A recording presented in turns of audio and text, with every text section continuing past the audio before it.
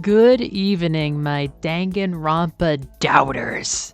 I'm back, and it's the best season of the year, Danganronpa prediction season. We're back with Danganronpa 2. Honestly, okay, for how much the first game consumed my life, I have to admit the second one is off to a bit of a slow start. I'm just poking at it. I'm trying to get the seeds planted because as excited as I am kind of on a deadline also with the new game coming, so I want to be sure the wheels are moving, but I'm extremely addicted to Persona 3 right now, so I can't say I am fully locked in yet. However, I have met the entire cast, and now it is my job to introduce you to them. So that is the intro for the people who know what this is. If you don't know what this is where I record my Danganronpa predictions. It is sort of podcast style. There won't be much B-roll at all. And there are spoilers for the whole series in as far as I know it. So all of Danganronpa 1 is on the table. I know a good number of spoilers, up to and including the end game of Danganronpa 2, and I'll be factoring those in for my predictions. And yeah, there's even some stuff from 3 that might come up, so buyer beware. You're listening to the Melovanium always, and we are about to launch into Danganronpa 2 predictions. Alright, so tonight I do not have B-roll, but I went to the effort, numerous efforts, of combing an official Danganronpa 2 website that does not have spoilers to get pictures of the characters, because you can't Google for these characters or you're gonna find out if they die or how they die. So I will, show a little bit of art and some Japanese text that I probably should have read to learn more about them. But I did not read that. I pretty much only know what is said in the introductory bit of this game, and I will be using only this first little prologue chapter, to inform my decisions. So, things that are going into my thoughts here. There are a few spoilers I know, which I will probably lay out right at the beginning. Moose said that Komaeda kills a goth girl, and I think that can only mean Komaeda kills Ibuki. I know that Komaeda is some weird kind of evil, but I don't know what kind. I know he has dementia, but I don't know how that plays into things. I am seeing what is there. I am seeing what is in the tea leaves for, he's like, maybe possibly Makoto from Danganronpa 1. I don't understand what that is, but I've seen cutscenes of him going kind of crazy evil mode. I'm assuming that's in the late game, wherein we also learn that Chiaki, the ultimate gamer, is the mastermind. I don't know what she does, but she is the mastermind. That is almost impossible to not know, I think. Maybe there's more masterminds, maybe there's things I don't know, but I know she is oh, I have my Kyoko Kirigiri Nendoroid here to help me predict. Hello, Kyoko. Hello. Wow, you survived. I can't believe you survived. Liz thinks that you died. We'll talk about that later, maybe. I know that Teru is a killer.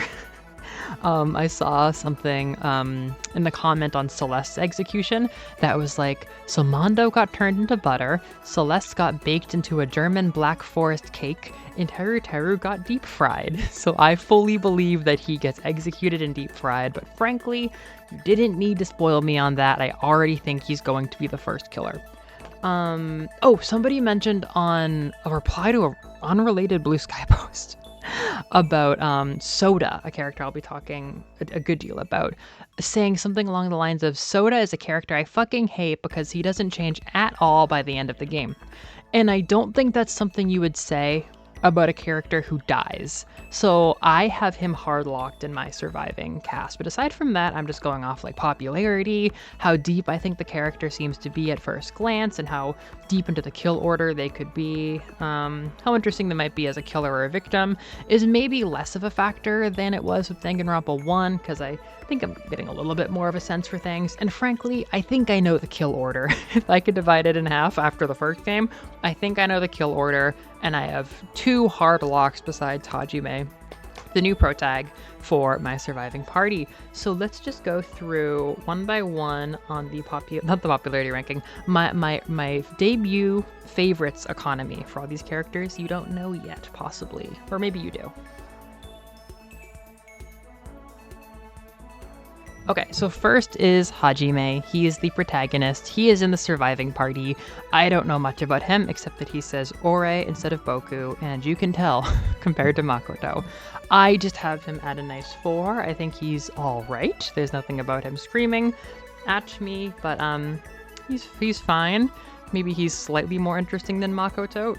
Right now, he is the ultimate question mark, and I don't know. I don't know what's going on there. I guess he's doing the Kyoko thing. He just kind of, in whatever weird thing happened. These kids are at Hope's Peak Academy, by the way. There's not much story to go over. I didn't realize these other games were going to involve Hope's Peak Academy. These kids show up, they're a bunch of ultimates again. They black out, they wake up on the beach, and Monomi the rabbit is like, we're going on a hopeful school vacation.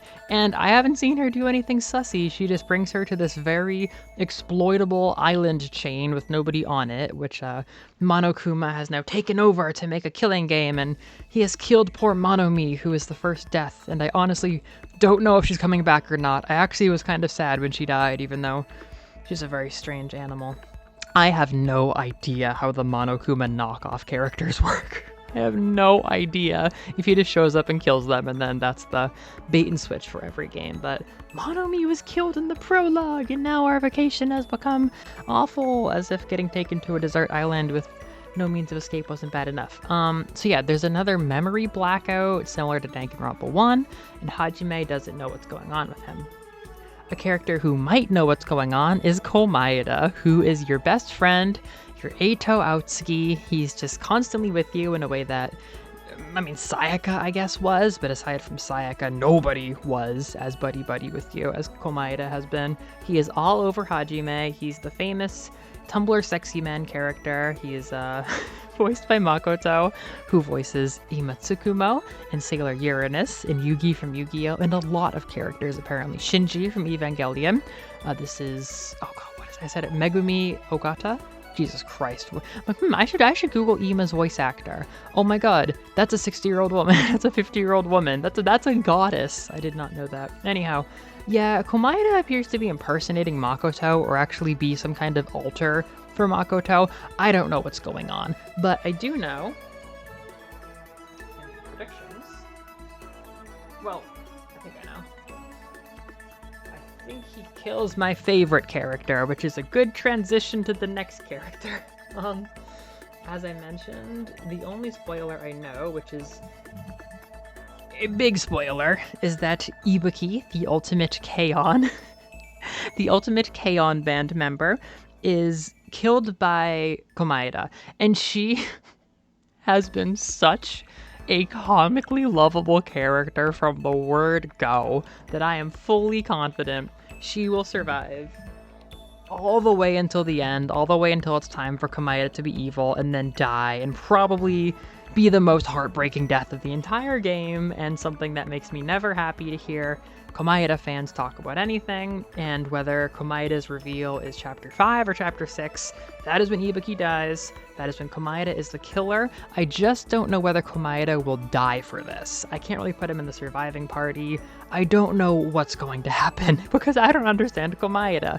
But for now, I'm saying that Komaeda killing Ibuki is like a true chapter 6 kind of bonus thing. I might be wrong, but I wouldn't be surprised if instead of the mastermind being the finale, it's whatever's going on here. I don't really like Komaeda. It's hard to when I know the twist or whatever, and I know he's gonna kill Ibuki. He's whatever. Every time I look at him, I get these unprocessable emotions like, holy shit, I'm playing Danganronpa 2, and I don't get it. But I decided, I'm like, we gotta keep it all relative, right? We gotta keep it fair. No, we don't. Ibuki is debuting at a 10 out of 10 because the minute I met this character, I said, this is one of the best characters I've ever seen in anything ever. And all she can do is ruin it from here. She's debuting at a number that I don't think a single character in Danganronpa 1 ever hit. From just the first rip, all the sprites I've seen, she is just such a charming, funny airhead, and I want the world for her. She is already the heart of my experience, and it's so sad that I know I'm gonna have to see her die, at least in this version. So, by the way, I just threw together the prediction page. I think it's very cute compared to the last one, but I made a mistake and it's all very scaled down to a tiny pixel size. I tried to fix it on the fly, but I think I have to just cut and burn, like remake the whole thing to get the scale better. So, next time it won't be so blurry, but sorry for this intro video. The prediction sheet is very blurry and pixely. I will talk about the next two characters together because they are my two hard locks for the surviving party. At 7 points, we have Soda. That's his last name.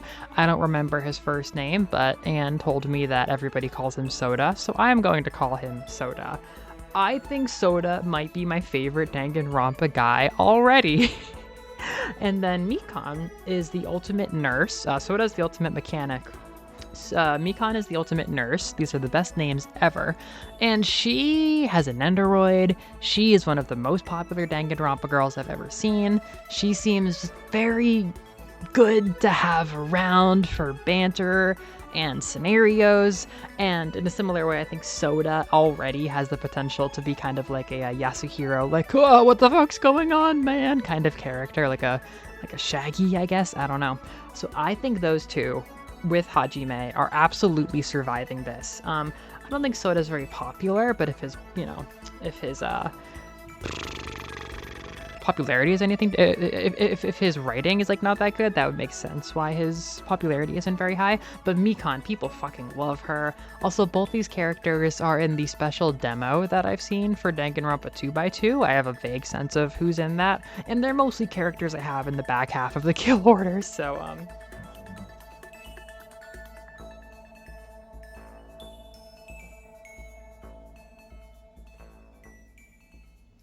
yeah, right now these two are over to the left with Hajime, who's the new normal guy, Irastoya, the ultimate nurse, the ultimate mechanic.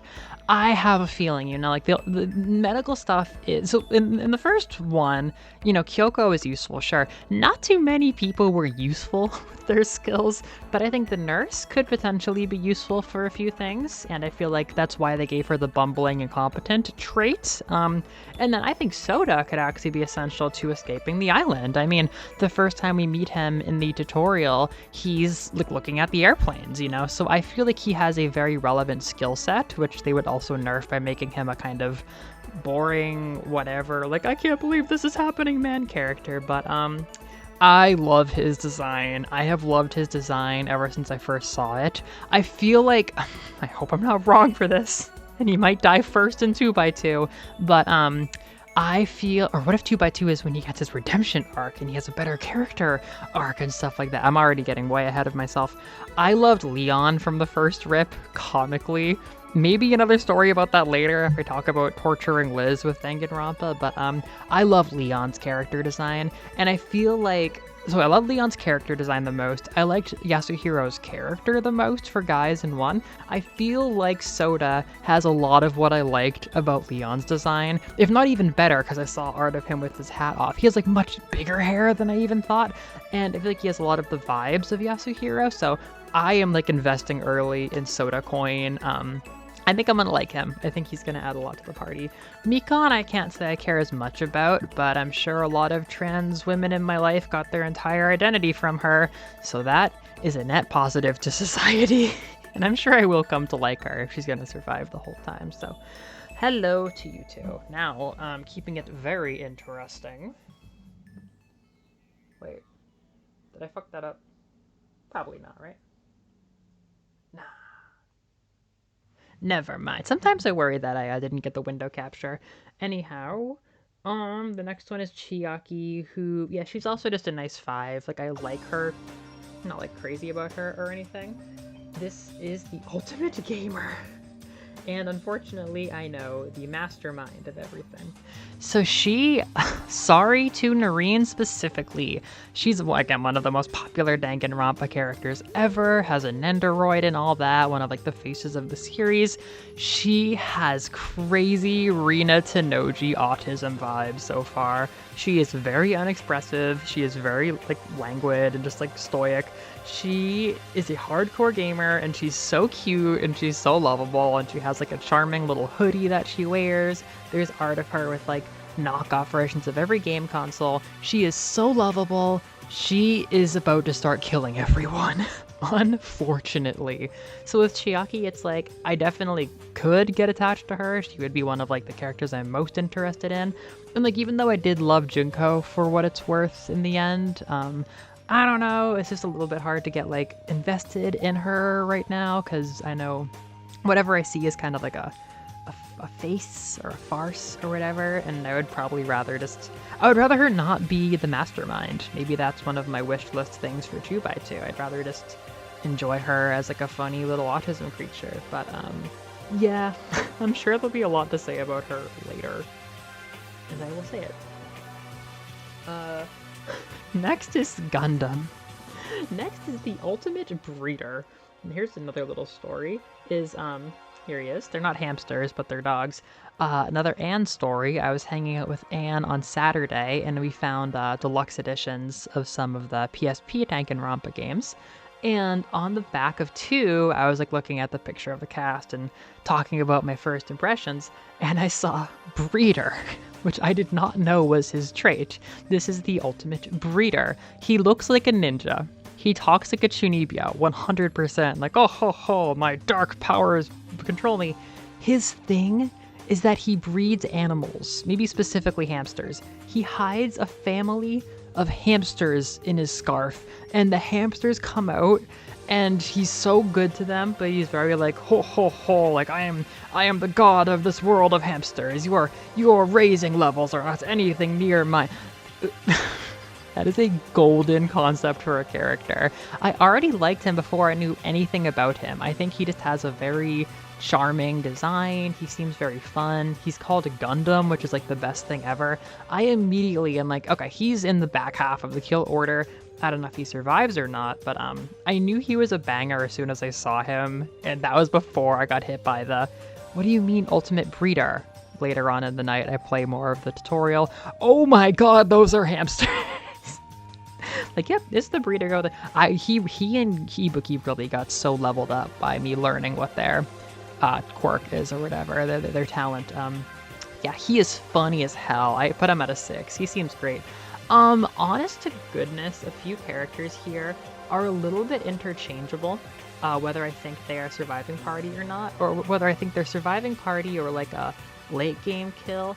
Mahiru might be the next one on the list. Is she?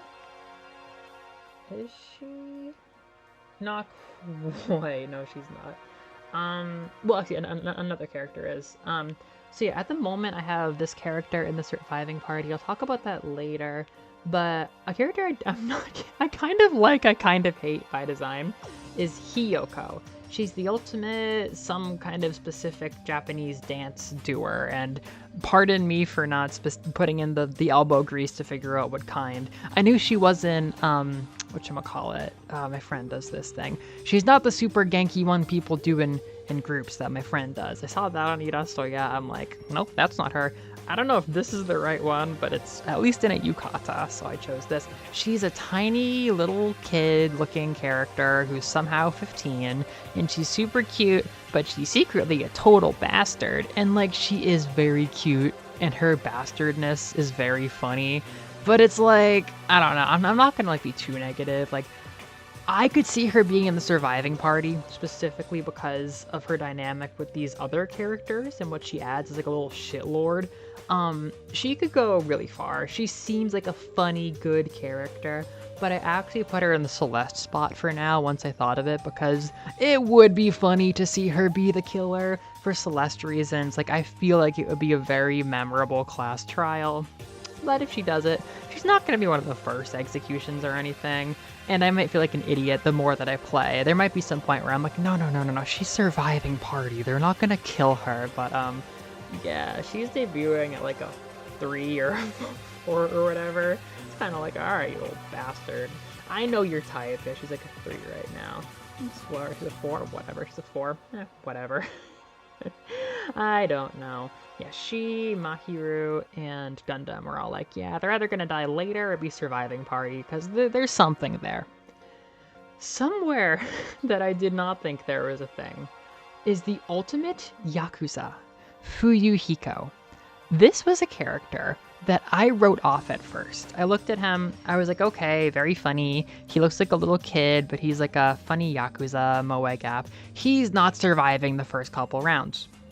During the Anne story, when we look at the cast of DR2, no hesitation, she says, Fuyuhiko is my favorite character. Which is shocking. Like, he's definitely a cool concept. But for him to be the absolute no questions favorite character of my friend who has been with the series for a while, that's something. That shakes things up. I am sticking to my guns and saying he's gonna go out early. I have a little thing here where he kills Togami. Don't worry about that till later, because it's like, oh, Yakuza taking down a famous... Honestly, it's more likely that Togami kills him, frankly, but I'm like, rich guy and Yakuza, some kind of tension there, and I don't know, maybe they kind of had a spat early on, I'm not sure what it is. He's kind of in the Mondo spot where it's like, I think he's gonna go out. There's some characters I could see foiling him. He does seem really interesting, but have I been underestimating how interesting? I don't know. I still have him in the first half of the kill order, which I can't say I really have for what's her, Hiyoko? I can't say Chiyoko is like screamingly in the first half of the kill order, but she might go out early. I don't think Fuyuhiko's surviving first half, but I have my eye on him, and I'm starting him at maybe a 3. Yeah, he hasn't spoke to me too much, but I have high hopes. A character coming in at another healthy 5 is the ultimate photographer, but more importantly, a tomboy who tells the protagonist to shut the fuck up, Mahiru, who I remember from the Game Grumps clips I've seen. I don't know, she has like the persona girl best friend energy of like Chie, Yukari, Anne, where it's like, I don't know, she has a certain energy where it feels like the photographer thing is secondary to her just kind of like being spunky and like loud-mouthed, I guess. She could totally be surviving party, especially because I only have Mikan in there for girls right now. She could also die later. There might again be a point where it's like, oh no, she's gonna be surviving party. How did I not realize she's surviving party? But I don't know. I like her design a lot. I think I'm gonna like her. But so far it's just been a lot of her telling the protagonist to shut up and like, be a man or whatever. Like, that's just kind of her bit. Which is whatever, I guess. But I don't know. I think she could go a little far. So Gundam is a 6. Chiaki was a 5. Hiyoko or whatever is a 4. Maybe I could bring that down to 3. Fuyuhiko's a 3. Ahiru's a 5. And yeah, sorry, not Ahiru. Mahiru. Ahiru is Duck. I kind of call her Duck in my head though. And she's kind of in the back half of the kill order for sure, I would say. Next is Peko, and we are definitely in the first half of the kill order now. Now for some characters I really don't think were in the 2x2 demo. We have Pekoyama, or Peko. That is the funniest name ever. She's coming in at a 3. She does kendo. She has the serious school council president vibe. I'm insulting Hiroko again by saying this, because she really looks like Hiroko. Her design is fine. I've never seen anybody talk about this character. She's in the first half of the kill order, and I don't know what to do with her. She's just been such a trope so far. Like, she's kind of funny, but she's like, I'm serious about kendo. Yeah. No, I bet you are. And then we have Akane, who for the hell of it I paired up as a murder case with like, frankly, nothing behind it. Akane is a very, loose and wild character. I've seen discourse about her. She's the ultimate track and field star, which just kind of translates to her being a super energetic jock. And she's kind of, intense and kind of ditzy. And she's often like, how do you say this? She's just really, really sexualized. Like, I don't use that word lightly for like specific instances. Usually it's like the characters are sexualized in this game, but like she just specifically has so many more like sex points put into her. And I don't know if that really affects anything about her design or her character, but it's all that I've really noticed about her. I kind of like her design. She's very pretty, and I like her eyelashes. She's kind of funny. I don't think she's surviving the first half of this game. After that, we have Nekomaru, who is not surviving the first half of this game, but I really like his design.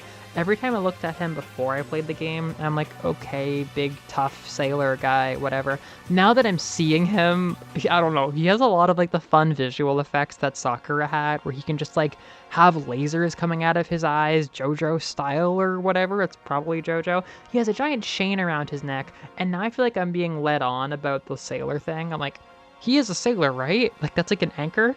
I guess there's no anchor, it's just a chain. But, like, it looks like a sailor uniform, right? I guess not specifically, but Nekomaru totally sounds like a cute boat name, right? Maybe, but he's not actually nautical themed. Specifically, as far as I can tell, he's the ultimate manager, which is really cute. He manages sports teams, and Hajime is like, I think he could just be the athlete. He's like, I take managing sports clubs and raising my friends to the best of their ability very seriously, which I liked, so I gave him a 4. He's not surviving the first couple chapters. Sorry to be a broken record, but he's not surviving. he's just, I don't know, him, Peko, Akane. None of them really have the depth on first glance to last very long. They all seem, I don't know, a little bit tropey, a little bit like you can get the funny bits out of them on first glance. I'm saying that Hiyoko kills him just because funny Moe Gap, the tiny little girl, kills him. If she doesn't kill him, she's probably in the surviving party, or I don't know, maybe Chiaki kills her, like, whoa, I killed the little innocent looking girl who's actually evil. I don't know. I like him. I'm excited to see him hang around for a bit. I guess he's also giving Mondo vibes, where it's like, I don't see a future for you, but I enjoy the vibes you're bringing in the moment, at least. Yeah, that's Nekomaru. And after that, I mean, I can kind of just spitball. Yeah, we're pretty much done. We did Mahiru. Togami? Somehow, Togami has returned. Somehow, Togami is back. Fat Togami is a character in this game. He's going to die.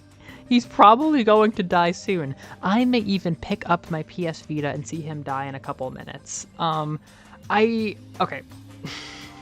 I don't think, I once thought, I no longer believe that they brought him back just to kill him.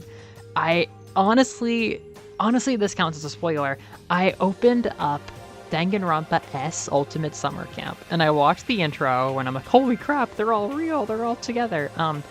And him and Togami are separate characters, and funny enough, that kind of is enough to make me confident that he's a separate character. There's probably been other smaller things that I just haven't paid attention to, because I'm like, no, I know it's not Togami, it's an imposter.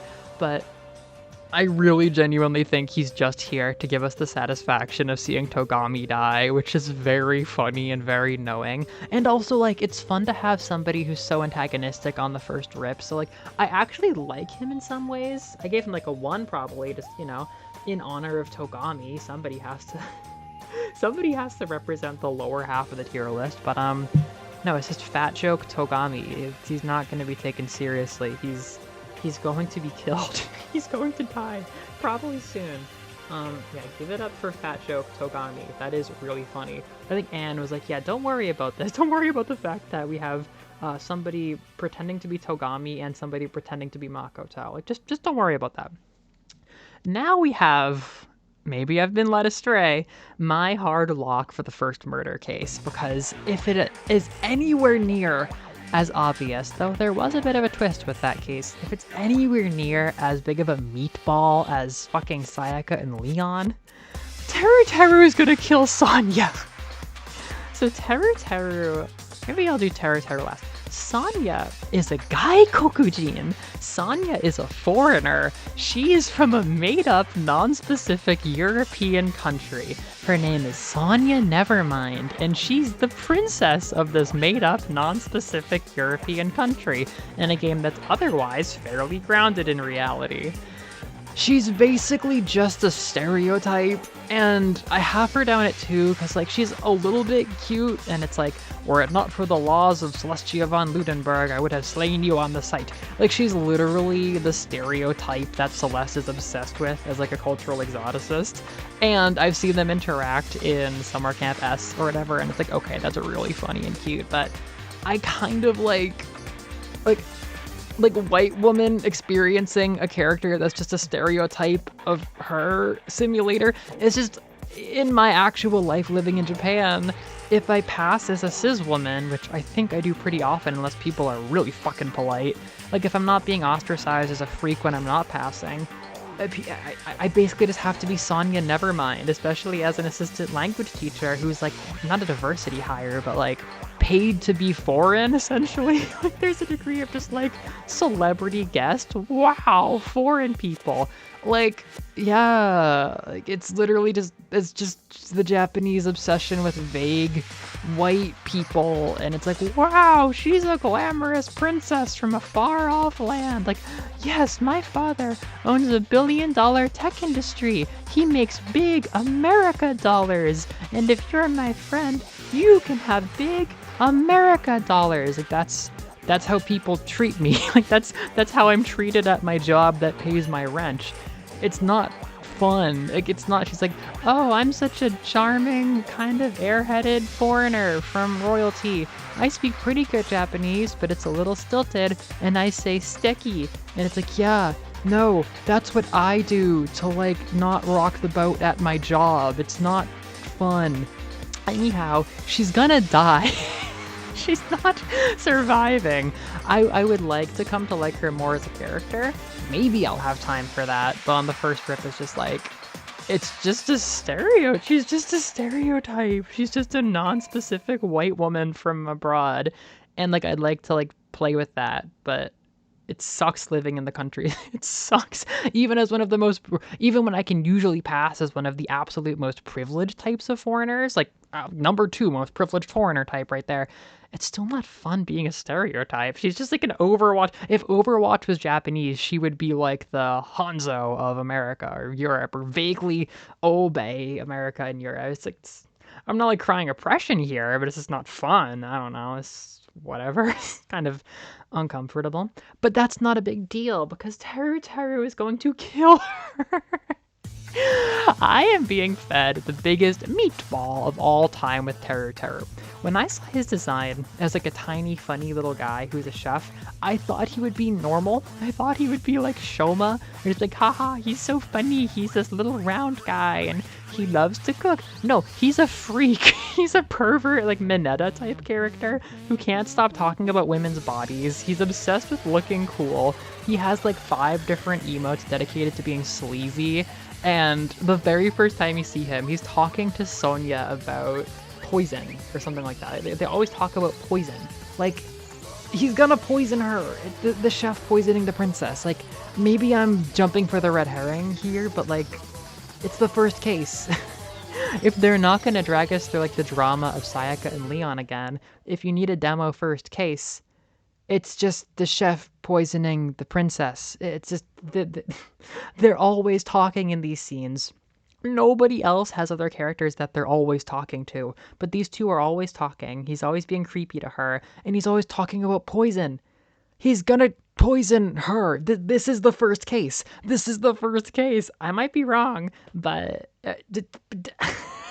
I kind of like how hateable he is. If he's like the first chapter victim, the first chapter killer, I might come to like him more. I've actually really come around on Danganronpa chapter 1, because at first it's like Danganronpa 1 chapter 1, because at first it's like, oh, that was very simple. Now I'm ready for the real grown-up stuff. But then you do the real grown-up stuff and it's like, there is a certain fun simplicity to chapter 1. So this is chapter 1. This is what chapter 1 is. There's not much that I'm certain on besides the, spoiler 1 essentially. But yeah. No, this is chapter 1 in my mind. I'm about to see probably Sonya die because she's a stereotype and they're not going to have her live, and Terror is the most obvious killer ever. So, it's a killing game! And I will see you in the next episode.